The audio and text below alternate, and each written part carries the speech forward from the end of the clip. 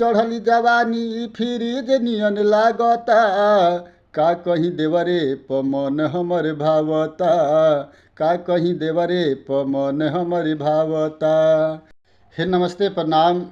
आई रहुआ सबके यही ठंडा के मौसम में एगो परदेसी अपना नया नौहर मेहरारू के छोड़ के चल गल बा परदेश में। और उ मौगिया फोन करतिया, मौगी फोन करतिया आ कहतिया, कैसे कहतिया, गीत अच्छा लगी तो भाई लोग शेयर करिए लो। कोनो भी गाना बनावे में बड़ी मेहनत करे के पड़ेला और मेहनत लागेला तबे जाके कोनो गाना बनेला।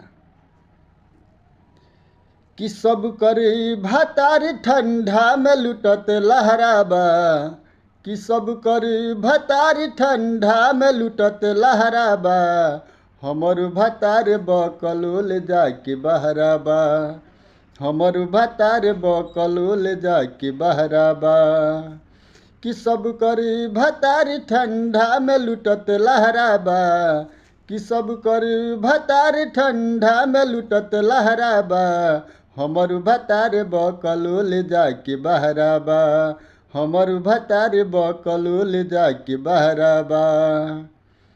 कि चढ़ली जवानी फ्रिज नियन लागता, का कहीं देवरे पमन हमर भावता, का कहीं देवरे पमन हमर भावता। कि चढ़ली जवानी फ्रिज नियन लागता, का कहीं देवरे पमन हमर भावता, का कहीं देवरे पमन हमर भावता।